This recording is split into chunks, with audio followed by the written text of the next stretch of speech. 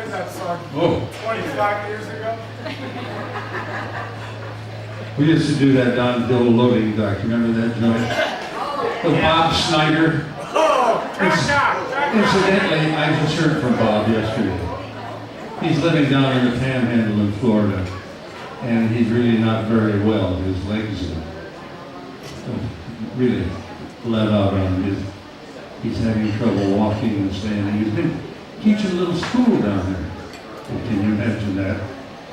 And I'll tell you a little story about Bob.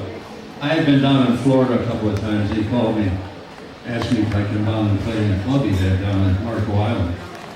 And which I did. I go down and play a week and spend a month down there. And he called me one day and he says, I'm sick of these hurricanes. We've already had 2 this year. I'm getting the hell out of here. He says, I sold the place, I'm moving up in the Panhandle. A week later, after he got moved up in the Panhandle, guess what? They had a hurricane up there. So he calls me, he says, do I ever do anything right? And I assured him he didn't.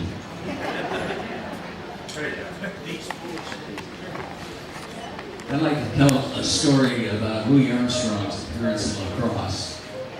I think it was about 1952.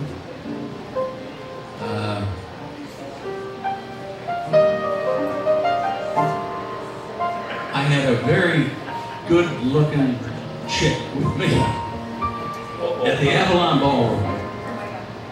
Oh, very tanned and wearing a lovely white dress. And Louis played, this is, you could stand right along the bandstand and you could, so close to the guys that you'd reach out and touch them. Velma Middleton and Cozy Cole. And it so happens that Russ Phillips, a great trombone player who's been here in lacrosse, his daddy was playing trombone with Louis that night at the Avalon Ballroom. And we came to the end of the evening and my friend, after